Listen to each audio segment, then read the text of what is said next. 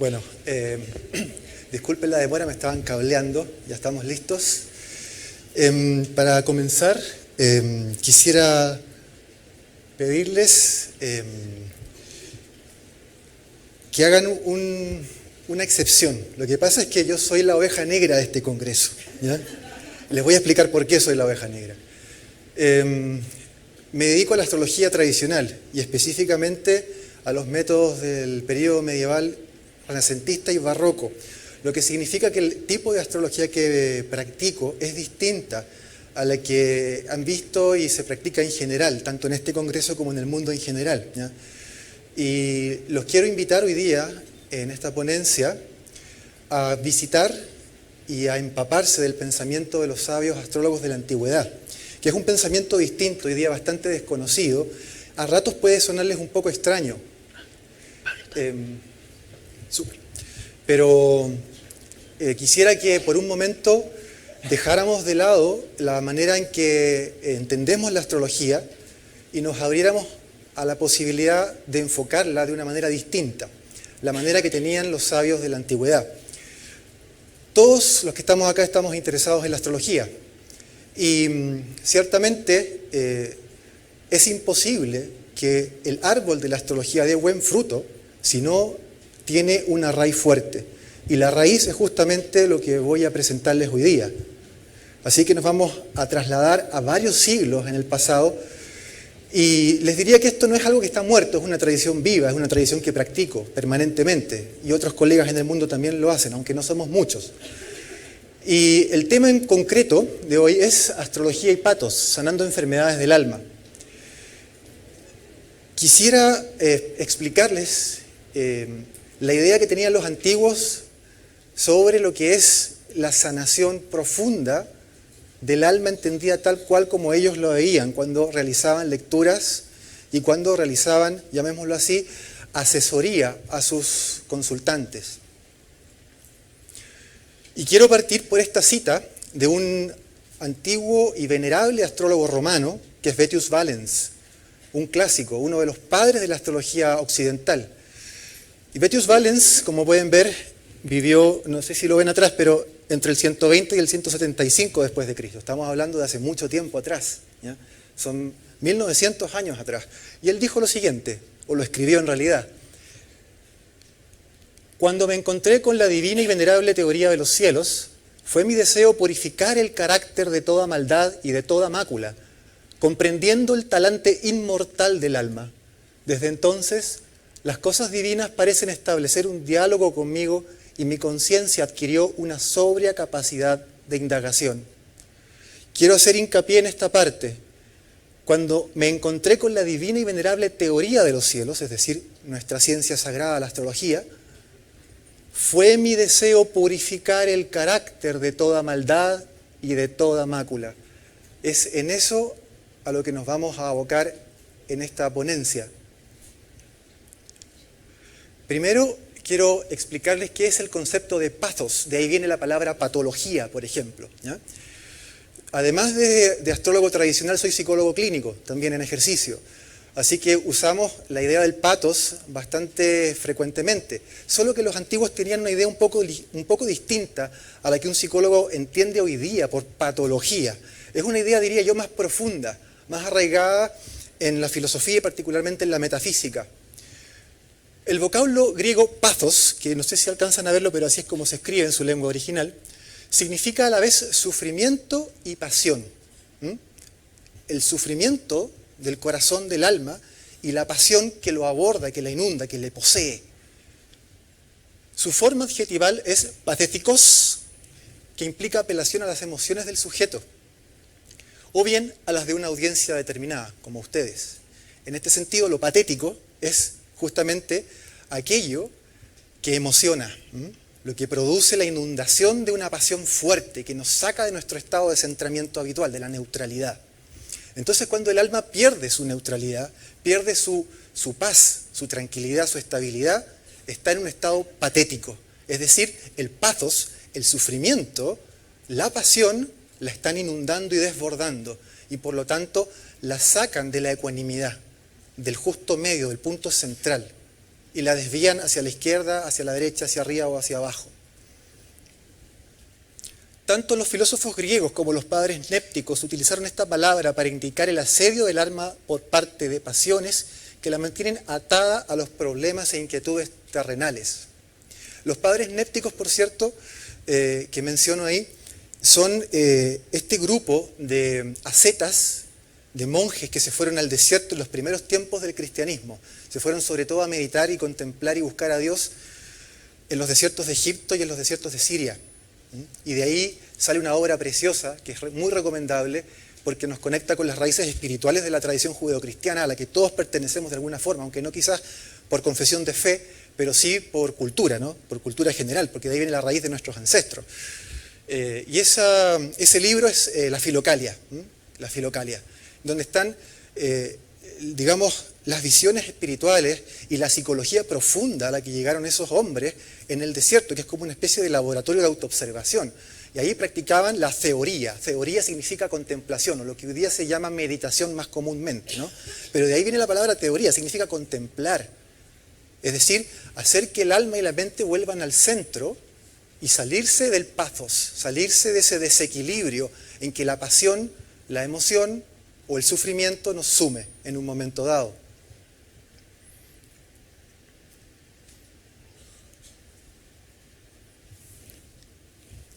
Parece que no quiere funcionar la cosa. Ahí está. Bueno, la astrología tradicional ante el sufrimiento humano tiene una postura, tiene una enseñanza. Primero se nos enseña, dentro del marco de lo que es la filosofía hermética y el neoplatonismo, que es el marco, digamos, contextual en donde trabaja el astrólogo tradicional, que el alma tiene un origen divino, tiene un origen celeste. En concreto, así como el cuerpo físico está hecho de los 4 elementos de la tierra, está compuesto de aire, agua, fuego, tierra y su fusión, el alma está hecha de luz, pero no de cualquier luz, está hecha de la luz astral, es decir, la luz de las mismísimas estrellas y planetas con las que trabajamos los astrólogos. Esa es la sustancia esencial del alma, es luz. Pero el problema de esa luz es que está encarnada, metida dentro de un vehículo material denso, y por lo tanto se produce una dualidad y un conflicto permanente, porque el cuerpo está sometido a pasiones, a necesidades de todo tipo. Está sometido de partida al hambre, a la sed, al sueño, al deseo sexual, a 1000 necesidades, y que tienen que ser satisfechas naturalmente, por supuesto. Pero el alma tiene una inclinación distinta. El alma busca esencialmente lo divino, reconectarse con lo divino. Entonces estamos toda la vida transitando entre un camino y el otro. La mayoría de la gente que no tiene ningún interés en la espiritualidad, por supuesto, transita satisfaciendo solamente las necesidades del cuerpo. Y de ahí que quieran incluso matarse unos a otros en la guerra por conseguir dinero, petróleo, poder, lo que sea, ¿no? Pero para satisfacer con la riqueza las 1000 necesidades del cuerpo. Y luego los deseos que surgen con el ego, que está muy apegado a ese cuerpo, que se engrandece y se engrandece a medida que adquiere mayor poder. Pero el alma es distinta. El alma tiene esa añoranza, tiene esa nostalgia de lo divino. Y todo el mundo que está aquí sentado probablemente tenga esa nostalgia de lo divino. De ahí que se haya acercado a la astrología, que intuye de alguna forma que en la sustancia profunda del alma está la misma luz de las estrellas que están estudiando. El soma es el cuerpo, en griego, ligado a la Tierra, a este planeta. Psijí, o psique le dicen, pero la palabra es psijí en griego, el alma, está ligada a la luz de los astros, a las estrellas. Y nous, que es, podríamos traducirlo como el intelecto en términos filosóficos, pero para que se entienda hoy día diríamos la mente, ¿ya? Pero es la mente en términos divinos, no es la mente conceptual, es la gran mente, ¿ya? Es la mente divina, es decir, el espíritu inmortal en uno. Ese es el nous, ¿ya? Y ese está ligado a la divinidad, ya está por encima de las estrellas. Está ligado a Dios mismo, es chispa divina emanada. No es luz estelar, es esencia divina emanada en la caverna del corazón humano. Entonces somos seres triples. Tenemos un cuerpo, un alma y el espíritu por encima de todo. El alma desea unirse al espíritu. Esas son las bodas alquímicas. Esa es la boda mística. Eso es lo que representa realmente la fusión del Adán y la Eva primordial. Pero dentro de todo este esquema está el destino, porque ya una vez que estamos encarnados estamos sometidos al tiempo, el paso del tiempo. Y el tiempo significa movimiento. Y todo el movimiento inevitablemente nos va a reconectar otra vez más con lo que está predestinado. Entonces, algunos se extrañan porque los tradicionalistas trabajamos con la predestinación. Hacemos predicción. Pero es justamente porque estamos encarnados acá que tenemos que vivir ciertas experiencias que están predeterminadas y que son necesarias. Son necesarias porque son parte de ese camino para poder encontrar el sendero de regreso a lo divino. Entonces el destino, aunque a veces pueda ser duro, difícil, otras veces no tanto, depende, ¿no? Pero aunque lo sea, es parte del sendero de lo necesario.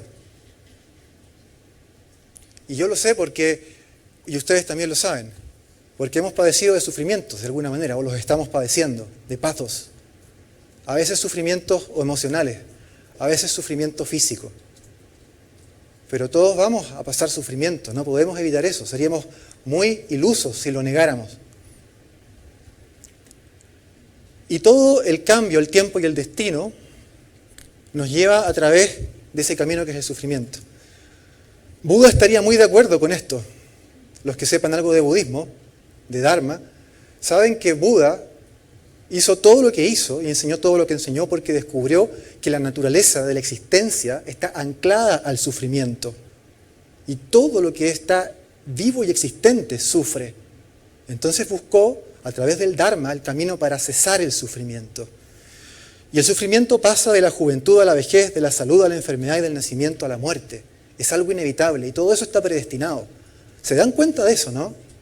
Todos los que están acá están predestinados. Nadie puede negar su predestinación. A la mayoría de la gente moderna le molesta eso. Al ego moderno le fastidia pensar que puede haber algo que está predestinado y que eso relativice o incluso elimine su posibilidad de tener libre albedrío. Pero piensen ustedes que todos los que estamos acá estamos predestinados a envejecer, a enfermar y a morir.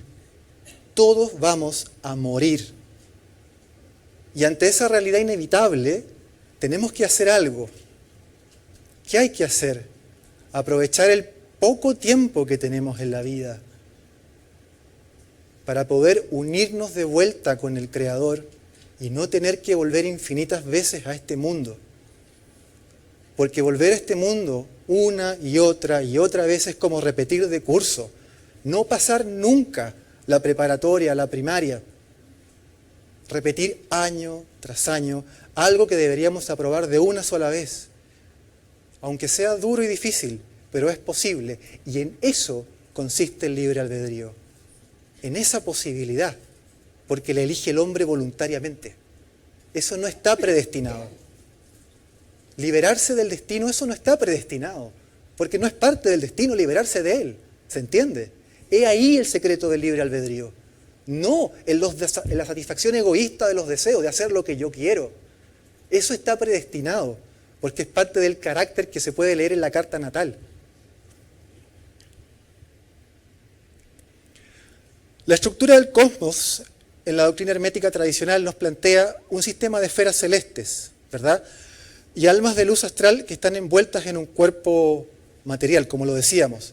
Pero todas esas almas tienen que reintegrarse algún día, después de eones, eones y eones, deben reintegrarse al origen primigenio. Y eso se conoce como apocatástasis, que es la palabra griega que aparece ahí abajo, ¿ya? Que es la restauración completa. En la Kabbalah judía a eso se le llama también el tikkun olam, o apocatástasis en griego, pero es lo mismo. La restauración del universo entero y de todas las almas de vuelta al seno de Dios. Una palabra que no se escucha mucho hoy en día, pero que deberíamos tener presente en el corazón al menos. Los astrólogos tradicionales nos caracterizamos, entre muchas otras cosas, por trabajar con el septenario de manera estricta, con los 7 planetas clásicos. Hay muchas razones que sería muy extenso de mencionar en este momento, pero digamos que los 7 clásicos representan las 7 fuerzas esenciales de la naturaleza. Son fuerzas cósmicas y que están expresadas de esta manera y que sería bueno que quizás las tengamos presentes siempre, ¿no? Como para aprenderlas. porque me interesa mucho eso, que de esta ponencia se lleven conocimiento sólido, ¿no? Y aquí hay algo importante, que es esencial, ¿no? Que es la naturaleza del esse de los planetas. El esse es como Guido Bonatti, que es un astrólogo medieval italiano del siglo XIII, le llama la esencia planetaria, usando el latín. Y yo aquí hice un resumen, pero un resumen extra reducido de la potencia del esse planetario, porque en los tratados clásicos las esencias planetarias son páginas y páginas y páginas por un solo planeta, ¿ya? Son eternas, de nunca acabar. Entonces hice algo muy sucinto, la quinta esencia de esto. Primero es Saturno, vamos a ir en el orden caldeo, así se llama esto, ya el orden caldeo, el orden de los planetas en la tradición, según cómo van montados los cielos, ¿ya? Está la Tierra y encima están los 7 cielos, y van en este orden. Ahora vamos a ir descendiendo, ¿ya? Como el alma cae hacia el mundo. Primero es la esfera de Saturno. Saturno representa la contracción, la fuerza de contracción universal. Luego, Júpiter es la expansión universal, lo contrario, por eso se compensan. Luego tenemos a Marte, que es la separación, o el corte, lo que separa. Luego tenemos al Sol, que es la irradiación, o el esplendor, la majestad del universo, lo irradiado. Luego tenemos a Venus, que es la fuerza de atracción universal, lo que mantiene unido a todas las cosas, que obviamente se contrapone con la fuerza marcial, ¿no? Que separa. Luego tenemos a Mercurio, que es la fuerza de adaptación, la plasticidad que la vida necesita para adaptarse a los cambios. Y finalmente, la esfera de la Luna, que es la fuerza de generación, la matriz cósmica que da origen a la vida, que reproduce todo. Estas 7 fuerzas tienen dentro del esquema del septenario hermético cientos de manifestaciones posibles, cientos. Solo voy a mencionar algunas pocas para que se hagan una idea de por qué es tan importante para el sistema tradicional preservar el septenario.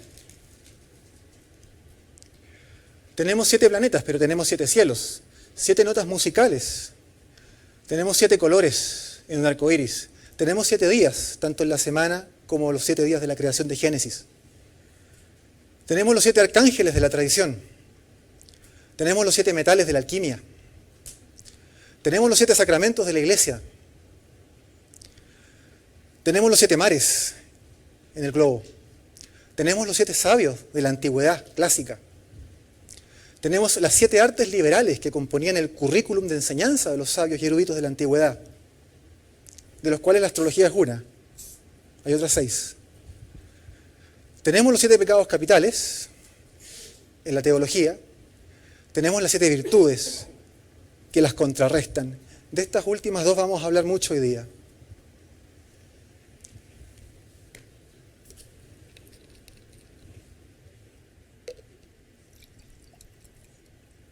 Este septenario es muy importante porque corresponde a una estructura natural del cosmos. Gracias a este septenario es posible hacer muchas cosas por permutación. Infinitas cosas. Porque a veces mucha gente puede tener la sensación de que esto es como algo limitado, como que está muy estrecho. Pero por permutación, por recombinación, por mezcla de fuerzas surge el universo entero.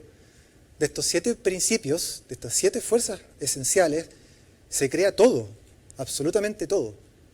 Entonces nada queda fuera del septenario, nada. Ni lo antiguo, ni lo moderno, todo está ahí.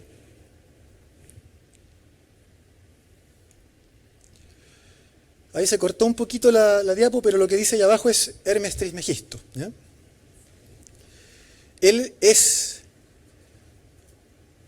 arquetípicamente, mitológicamente, algunos pueden decir históricamente, pero eso es discutible. Él es el padre de la sabiduría y del esoterismo en todo el mundo, sobre todo en el mundo occidental, o del Medio Oriente para este lado. Sabio del antiquísimo Egipto, hijo de los dioses, el que trajo el conocimiento de las matemáticas, de la astronomía y la astrología, la escritura, la agricultura, la geometría, la arquitectura, el que le transmitió el conocimiento sagrado a los antiguos hierofantes en el Egipto de hace 4.000, 5.000, 6.000 años. Y de este sabio quiero hacer rescate de una cita en particular, una cita larga. Les pido paciencia porque se las voy a leer, sé que de atrás no la van a poder alcanzar a leer, así que la leo. Pero les pido que la escuchen con atención, porque en esta cita, que está extraída del Corpus Hermeticum, que son los verdaderos y auténticos textos del hermetismo, no el Kybalión, que de hermetismo tiene poco y nada, ¿ya? Ese es un texto moderno del siglo XX, que no tiene realmente autoría ni legitimidad dentro de la filosofía hermética. Sí, esto, el Corpus Hermeticum, que son 18 tratados del siglo II después de Cristo, dice lo siguiente: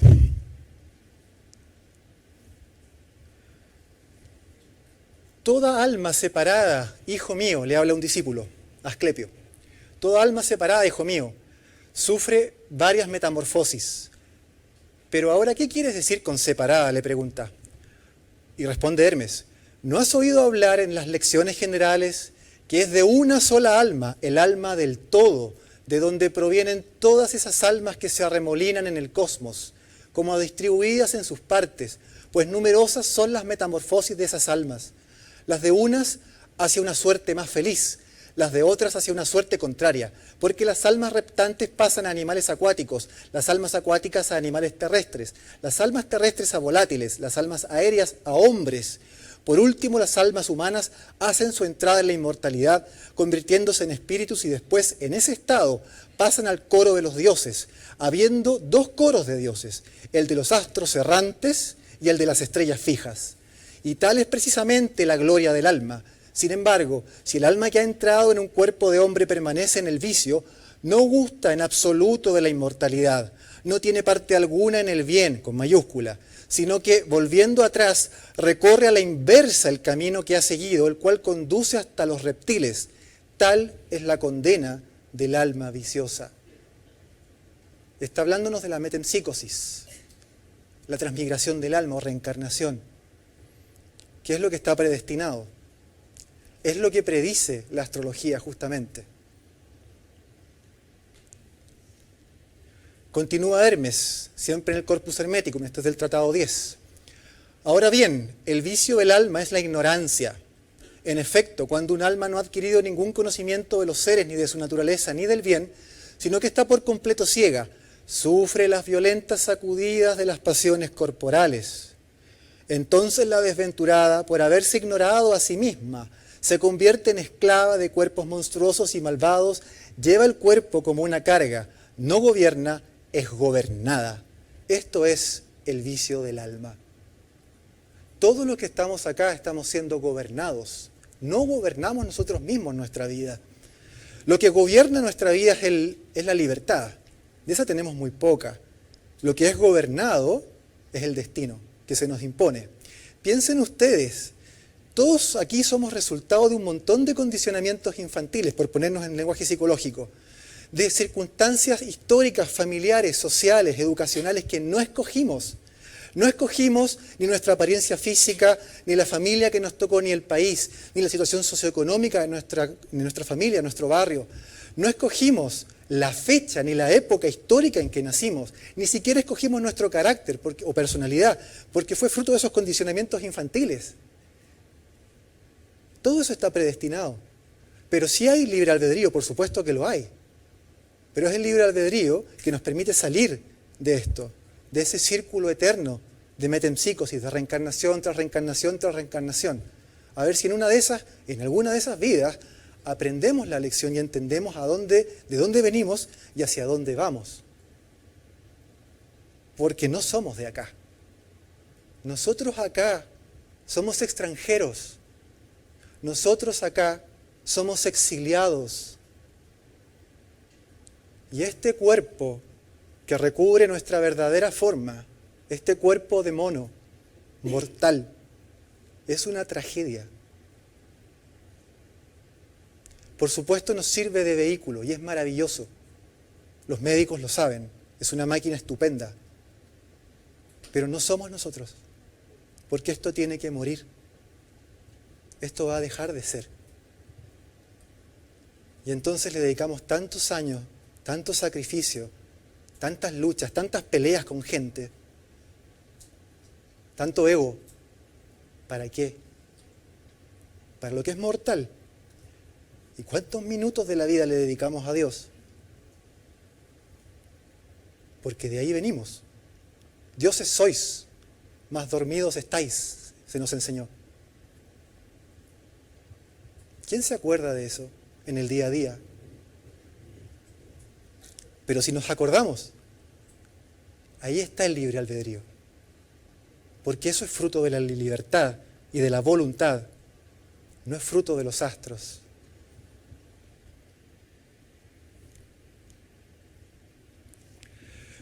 Llegamos acá por catábasis, significa caída, la caída del alma a través de las esferas, de las 7 esferas celestes. Y el Corpus Hermeticum nos enseña lo siguiente, que cuando cada una de estas almas que están acá, y la mía, y todas, atravesamos por cada uno de estos planetas hasta la Tierra, adquirimos vicios. Cada planeta nos aportó un vicio, un pathos, una pasión. Saturno nos aportó la mentira y la falsedad. Júpiter la lujuria por la riqueza. Marte la audacia y la temeridad. El Sol la pasión por el mando. Venus la ilusión del deseo. Mercurio la malicia y la astucia. La Luna el aumento y la disminución de todo.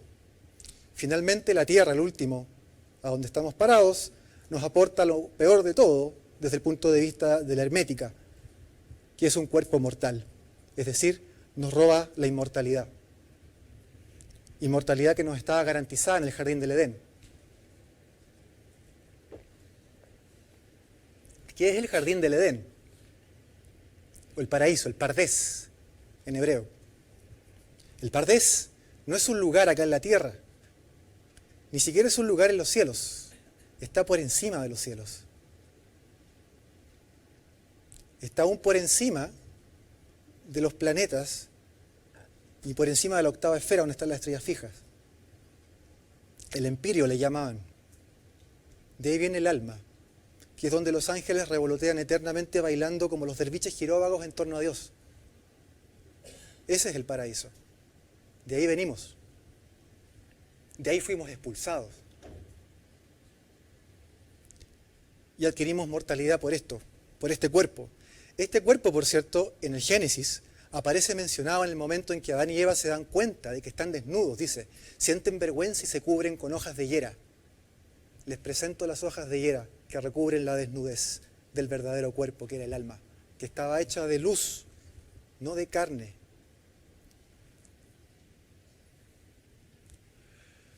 Las pasiones son entonces, ligadas a estas esferas y a la tierra, enfermedades del alma.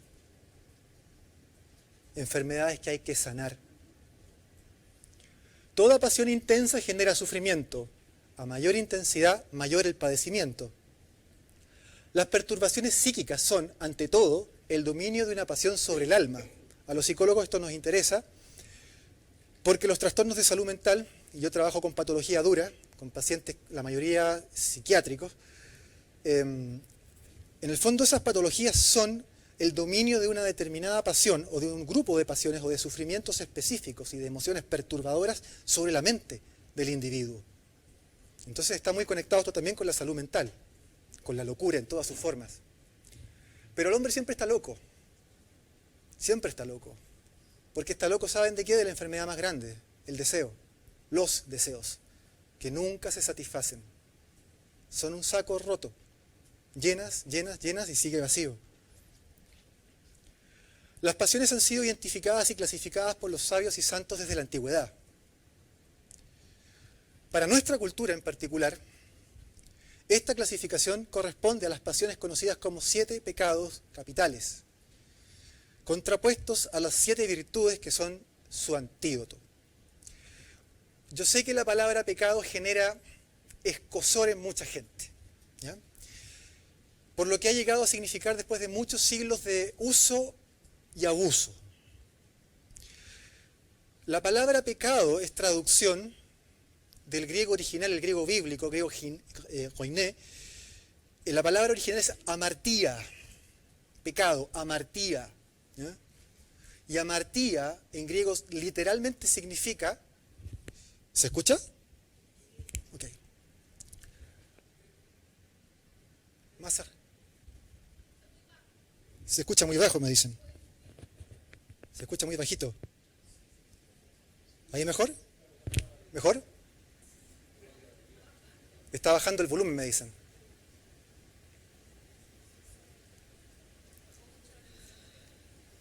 Voy a tratar de hablar más fuerte, a ver si me escuchan, ¿ya?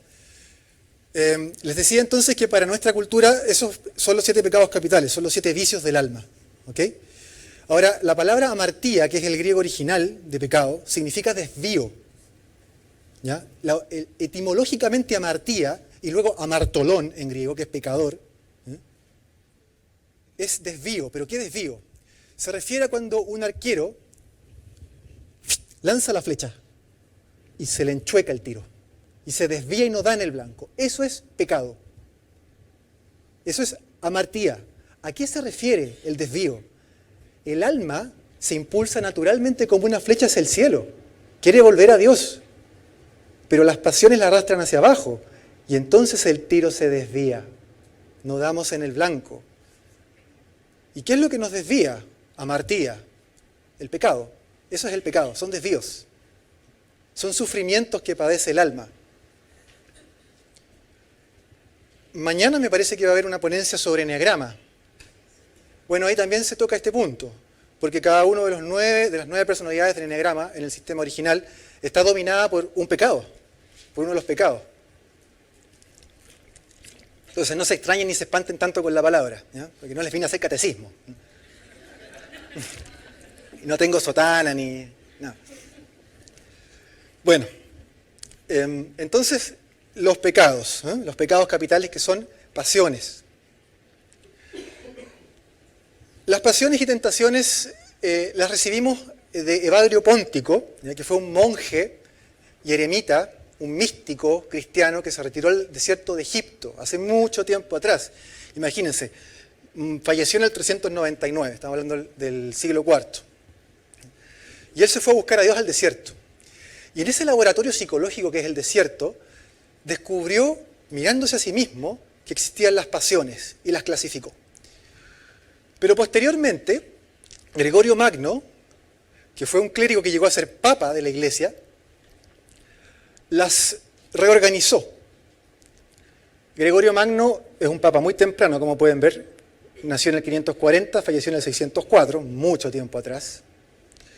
Bueno, Evagrio Póntico listaba 8 pasiones en su momento: la gula, la avaricia, la pereza, la tristeza, la lujuria, la ira, la vanidad y el orgullo. Posteriormente, Gregorio Magno las refina hasta llegar a los actuales 7 pecados capitales, ¿ya? Que son las 7 pasiones o vicios. La pereza, que corresponde al nivel de la luna, la flojera, la pereza, ¿no? Apatía, la luna. La envidia, Mercurio, incluye las habladurías, ¿no? El envidioso siempre está diciendo cosas de los demás. La lujuria, que corresponde naturalmente a Venus. La soberbia, al orgulloso Sol. La ira, a Marte. La gula, Júpiter, atolondrarse de cosas. Y la avaricia, la restricción de Saturno. Ahí están los 7 pecados capitales y sus correspondencias planetarias. Esa es la influencia de los planetas dentro de nuestra alma. ¿Se dan cuenta? Esto quiere decir que la carta natal es algo que debe ser destruido. ¿Sí? Destruido. Completamente. No hay nada de qué enorgullecerse en una carta natal. Muchas veces vemos gente que se enorgullece porque tiene el ascendente acá, la luna allá, el sol allá y lo compara con el otro. Hacer esto es profundamente equivocado. Porque es como enorgullecerse de que los barrotes de mi cárcel son más gruesos que los de la tuya. O a mí me tocó una celda un poquito más grande. Nadie puede enorgullecerse de estar preso, ¿verdad? O comparar los barrotes. O mi gendarme me pega menos. No. No es para enorgullecerse. No es para sentir algo que nos haga vanidosos vanidad respecto a la carta astral. Y hay mucha vanidad en nosotros, mucha.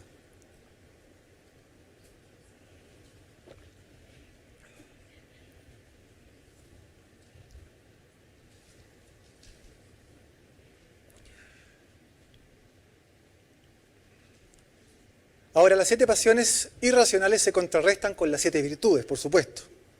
Para cada veneno hay un antídoto. La diligencia contrarresta la apatía de la luna, la caridad o el amor contrarresta la envidia de Mercurio, la castidad o refreno, la lujuria de Venus, la humildad, la soberbia del Sol, la paciencia contrarresta la ira de Marte, la templanza es el antídoto para el veneno de la gula, Júpiter, y la generosidad es lo que contrarresta la avaricia de Saturno. Son estas 7 virtudes las que debemos desarrollar a diario, día tras día. Y hay que preguntarse con una mano en el corazón, ¿cuánto tiempo del día le dedicamos realmente al desarrollo, al esfuerzo para alcanzar esas 7 virtudes? En la práctica, no en la teoría. En teoría todo es muy bonito, pero en la práctica es donde las papas queman. Y vaya que cuesta tener paciencia, o vaya que cuesta tener templanza, o caridad, o castidad, o diligencia, o generosidad. Todas cuestan. Pero el que lo hace, el que lo busca, ese está haciendo ejercicio de su libre albedrío. Porque eso no está predestinado. No está predestinado a que tú te liberes del tiempo y del cambio. Indicadores específicos del pathos, de este sufrimiento, de esta pasión en las cartas natales. Obviamente en el marco estrictamente tradicional. Los planetas bajo aflicción o impedimento, estos afectarán lo que rijan por cúspide. Aflicción o impedimento son las combustiones, la occidentalidad, las retrogradaciones, la primera estación de un planeta, los exilios, las caídas, los peregrinajes. Todo esto que estoy mencionando que es técnica que los astrólogos deben conocer, que es técnica tradicional, al menos los que se dedican a este sistema.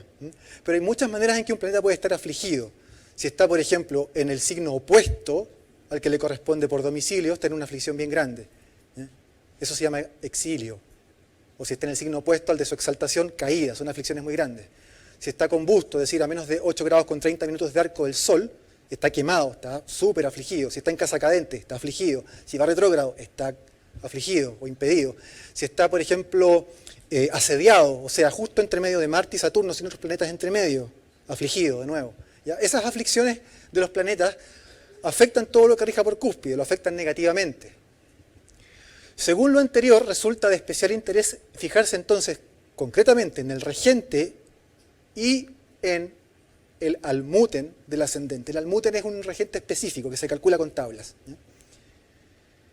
Si eso está afligido, bueno, hay que preocuparse. Los maléficos en aspecto o conjunción con el ascendente, o bien dentro de la casa 1, también son factores de preocupación respecto al pathos, al sufrimiento. Lo mismo respecto al medio cielo y la casa 10. La posición por signo y casa de la parte del infortunio, una de las partes arábigas, que se aplican mucho en astrología medieval, la que practico. Entonces su posición por signo y casa, del pars infirmitatum, se llama en latín, como el estado zodiacal y la determinación local de su dispositor. También importan mucho las estrellas fijas de tipo infausto en conjunción con el ascendente, el medio cielo o con los respectivos regentes de medio cielo y ascendente. Las estrellas fijas son súper importantes, pero solo por conjunción, orbes de 1 grado. Y quiero mostrarles un ejemplo de esto, concreto, de la aplicación de estos principios sobre una carta natal de alguien que van a conocer de inmediato, digamos, porque está muy de moda este sujeto. Todos lo conocen, ¿verdad? Bueno, a muchos le dan ganas de tirarle tomates, pero ojo, que no somos tan distintos de él. No somos tan distintos de él. Él tiene lo suyo en términos de pathos, de estar dominado por pasiones bajas, ¿no? Pero nosotros tenemos lo propio, no nos hagamos los locos con eso. Todos somos como él. Todos somos como Él, aunque no nos guste mirarnos la espalda. La carta natal de este sujeto vista desde estos puntos de vista, desde estos indicadores. No se me vaya a olvidar mencionar, eso que están viendo ahí es una carta natal, ¿ah? Está cuadrada, dicen, pero ¿qué es eso? Bueno, en la época antigua, en el periodo helenístico, en el periodo medieval, en el renacentista y hasta el barroco, las cartas astrales de todo tipo, sean natales, horarias, electivas, mundanas, todas eran así, ¿ya? Este es el formato tradicional, pero es lo mismo en el fondo, ¿ya? Aquí tienen el ascendente, ahí está esa línea del ascendente, y la primera casa, la segunda, la tercera, la cuarta, hasta la 12, ¿ya? Es lo mismo. Es un cambio de formato nada más, pero soy tradicionalista bien estricto, entonces trabajo siguiendo el marco de mis ancestros. Yo amo a mis ancestros, los respeto y los venero. Por eso me mantengo estrictamente dentro de ese marco. Mucha gente quiere que me salga de ahí, pero no, alguien tiene que preservar la tradición, es importante que alguien lo haga. Y lo que yo hago, lo hago con un sentido de misión. Entonces, también uso cartas cuadradas. Ahí se amplía un poco. Y lo que tenemos es que, bueno, el ascendente lo vemos acá, ¿no es cierto? Está esa línea a los 29,58 de Leo, casi cayéndose. Ya. Y es muy interesante porque tiene a Marte en el 26 de Leo, ¿ven? 29 de Leo, 26. Está solamente a 3 grados del ascendente en conjunción. Este señor nació un día viernes 14 de julio de 1946 a las 10:54 am en el barrio de Jamaica en Queens, Nueva York. Esta hora es segura, ya la tomé de la partida de nacimiento que él mismo publicó. La partida de nacimiento sí oficial, así que es 10:54 seguro. Y está también catalogada con AA en el Rodin Rating. Así que 29,58 el ascendente, 26 grados de Leo, Marte.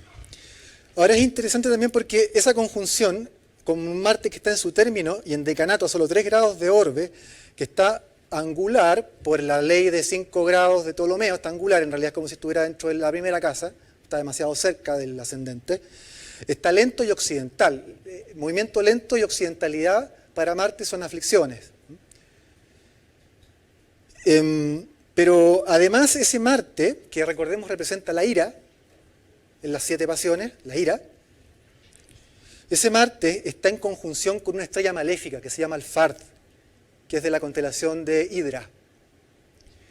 Y esa estrella en concreto, aquí mismo, trae problemas con la ley, escándalos por mujeres o por drogas, fuertes pasiones, falta de autocontrol e inmoralidad. Se parece al personaje, ¿cierto? Con lo de las mujeres ni hablar. Y drogas de seguro que ha hecho en su vida, o sea... La nariz la debe tener media dañada, yo creo, pero... bueno, ese Marte además está haciéndole, por cierto, una cuadratura acá, al medio cielo, que es la línea que está acá, ¿ya? Que está en el 24 de Tauro. Además tenemos al Sol, que está ahí en el 22,56 de Géminis. El Sol es regente y almuten del ascendente, así que es muy importante por los criterios que estábamos viendo. Hay que fijarse en él. Y ese Sol está en conjunción con Caput Draconis, el nodo norte, la cabeza de dragón. Todo lo que esté a menos de 12 grados de arco del nodo norte en astrología medieval queda amplificado, se amplifica, ¿ya? Aumenta. Entonces ese Sol está aumentado. ¿Y qué es lo que se aumenta del Sol? Bueno, que el hecho de que esté en conjunción con Alnilam, otra estrella de la constelación de Orión, que junto con el Sol hace al nativo impetuoso, terco y grosero. Impetuoso, terco y grosero. Y eso se traslada al carácter no solo porque el Sol sea el almuten y el regente del ascendente, sino además porque ese Sol está en sextil con respecto al grado ascendente. Esas son las pasiones básicas que dominan a Donald Trump.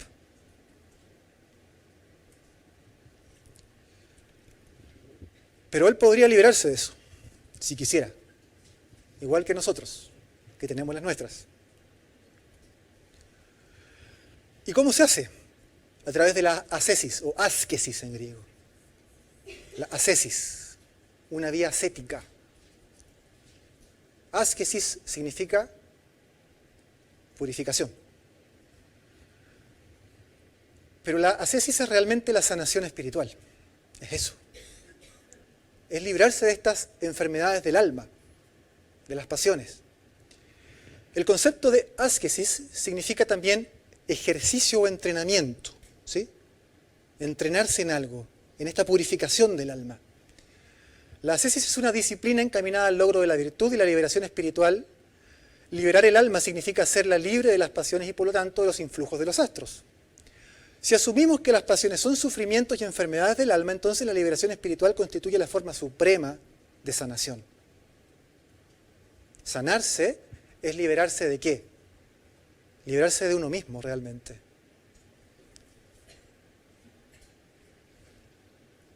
Como alguien dijo ayer, no es liberarnos a nosotros, sino liberarnos de nosotros. Eso es muy cierto.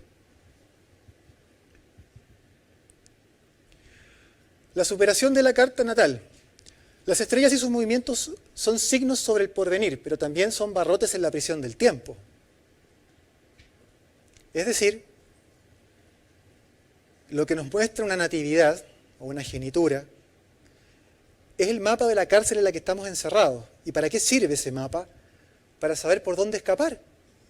Si un preso tiene el mapa de la cárcel, sabe dónde tiene que hacer el hoyo para acabar en línea recta, con la menor distancia posible, para librarse de su encierro. Esa es la función de la astrología, sobre todo en el marco tradicional. Mientras mayor sea el dominio de sí mismo que alcance un ser humano, menor será el grado en que su propia figura natal la represente. Nuestros hermanos, los Yotisha, los astrólogos védicos, que practican la Yotisha Shastra, dicen que para todo el mundo la carta natal le representa, pero fielmente, excepto para una clase de hombre o de mujer, los Jivan Mukta. Jivan Mukta significa el que está espiritualmente liberado. Un Jivan Mukta es alguien que hizo todo este trabajo y que al haberse liberado del influjo astral y por ende de las pasiones, ya no queda determinado por su carta natal. Y por lo tanto, todo lo que el astrólogo diga sobre un Jivan Mukta está todo equivocado. En nada le va a acertar. Pero en la medida en que la persona está espiritualmente más dormida y por ende más condicionada por su historia, por este mundo, pues la certeza del astrólogo es mayor y lo que le predice es más exacto. ¿Se fijan? Mientras más condicionados estemos, más nos explica nuestra carta natal. Entonces no nos enorgullezcamos de que calce tanto con uno.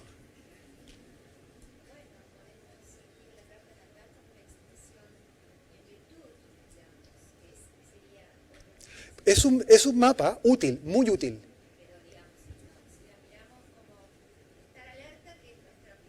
Por supuesto.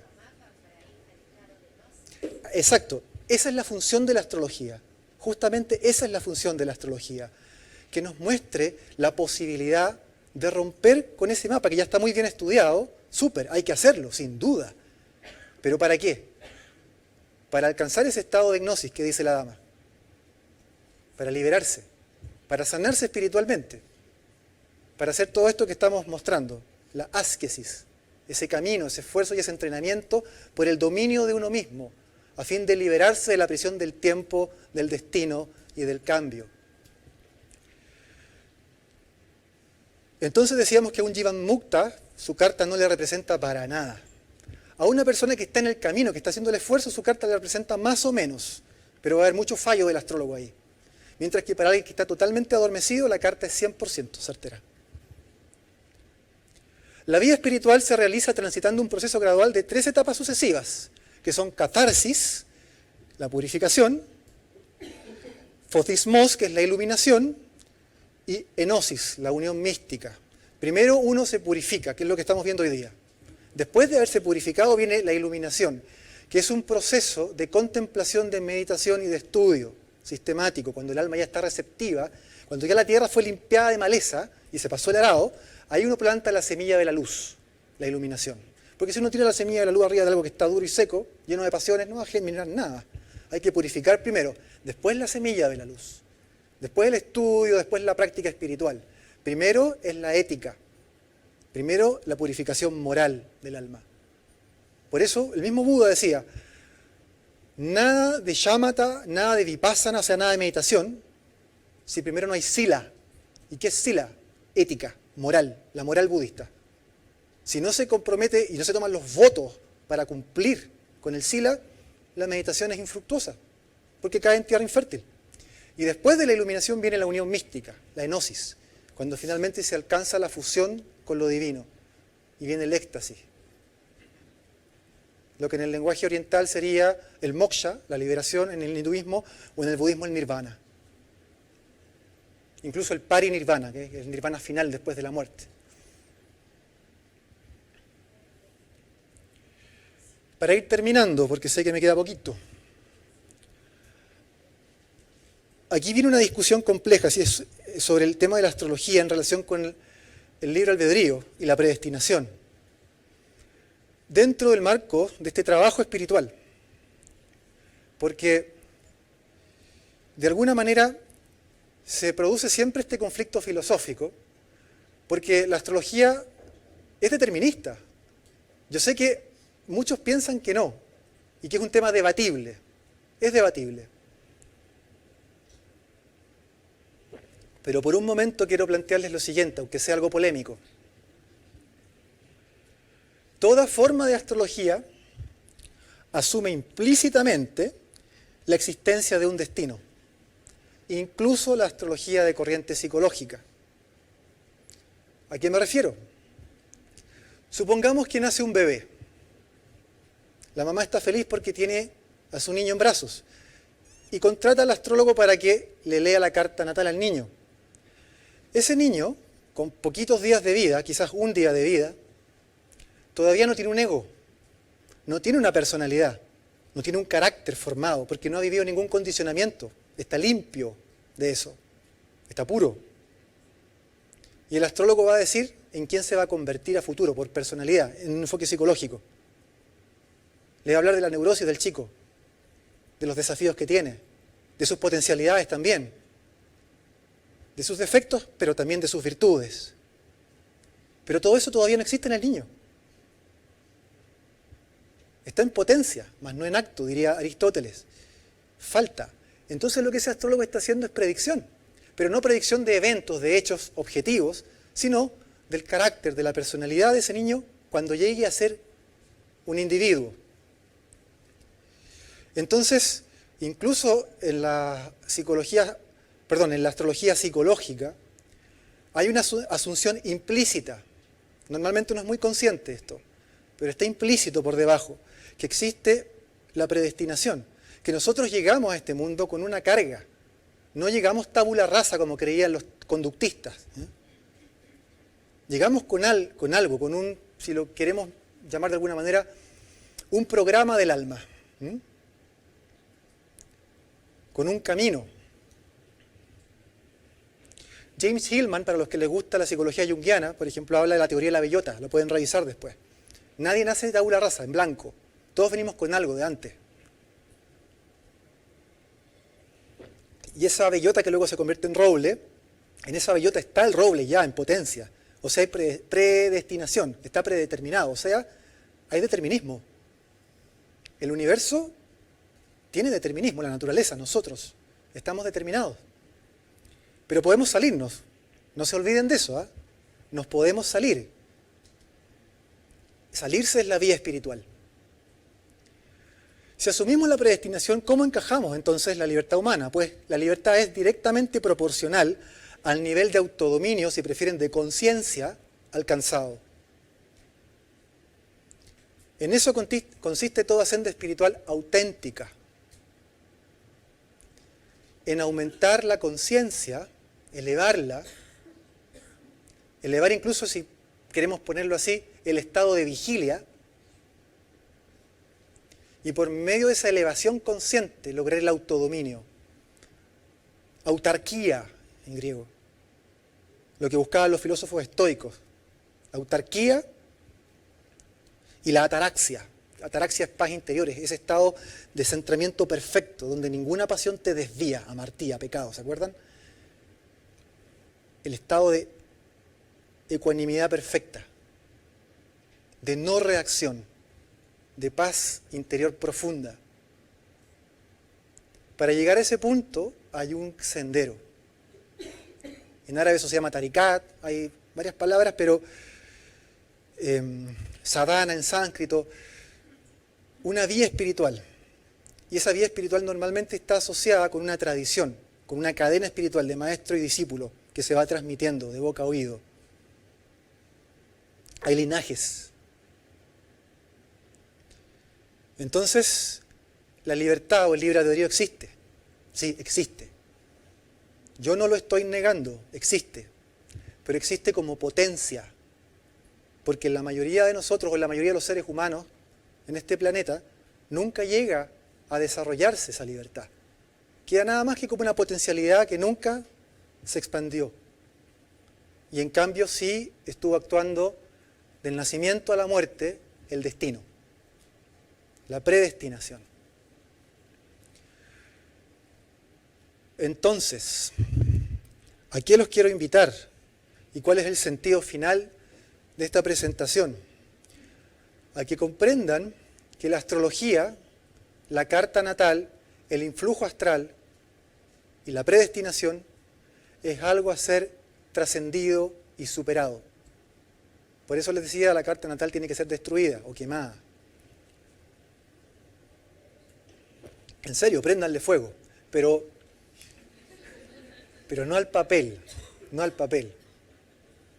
Préndanle fuego a la carta natal que está aquí adentro en el alma, girando, condicionándonos, adormeciéndonos, haciéndonos vanos,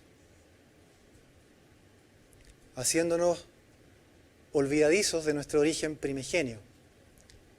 Necesitamos recordar, anamnesis, recordar de dónde vinimos para saber a dónde vamos. No te quedes entonces en la astrología, estúdiala para ir más allá de ella, donde el tiempo y el destino ya no existen. Busca lo eterno y lo infinito. Muchísimas gracias.